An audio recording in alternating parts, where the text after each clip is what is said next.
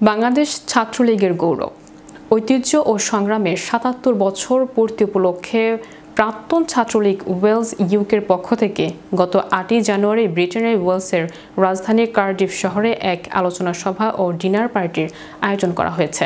Wales Awami লীগের সাধারণ সম্পাদক প্রাক্তন ছাত্রনেতা এম.এ. মালিকের সভাপতিত্বে এবং ওয়েলস যুবলীগ সভাপতি সাবেক ছাত্রনেতা ভিপি সেলিম আহমেদের পরিচালনায় অনুষ্ঠিত সভায় প্রধান অতিথি হিসেবে ছিলেন ওয়েলস আওয়ামী লীগের ভারপ্রাপ্ত সভাপতি সাবেক ছাত্রনেতা মোহাম্মদ মোকিস মনসুর। বিশেষ অতিথি হিসেবে গোলাম মর্তুজা, লিয়াকত আলী, জয়নুল আহমেদ শিবুল, আব্দুল ওয়াহিদ বাবুল, আবুল কালাম মুমিন, মফিকুল ইসলাম, সাজিয়েল আহমেদ সহ সাবেক ছাত্রলীগের নেতৃবৃন্দ বক্তব্য রাখেন।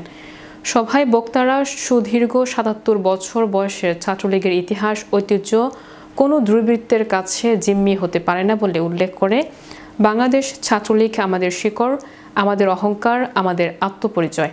সভায় বক্তারা বাংলাদেশের স্বাধীনতার পথ রচনা অনবদ্য অবদান রাখা এবং মহান মুক্তিযুদ্ধের সর্বোচ্চ আত্ম উৎসর্গকারী ছাত্র সংগঠন বাংলাদেশ ছাত্রলীগের ৭৭তম প্রতিষ্ঠা বার্ষিকীতে অবৈধ দখলদার ফ্যাসিস্ট ইউনূস সরকারের পক্ষ থেকে পাহাড়সম বাধা বিপত্তির থাকা সত্ত্বেও বাংলাদেশ ছাত্রলীগের যে সকল নেতাকর্মীরা নিজেদের জীবন বাজি রেখে সংগঠনের প্রতি গভীর আবেগ ও ভালোবাসা থেকে প্রতিষ্ঠা বার্ষিকী কর্মসূচি পালন করেছেন তাদেরকে হৃদয়ের অন্তঃস্থ থেকে উষ্ণ অভিনন্দন জানিয়েছেন।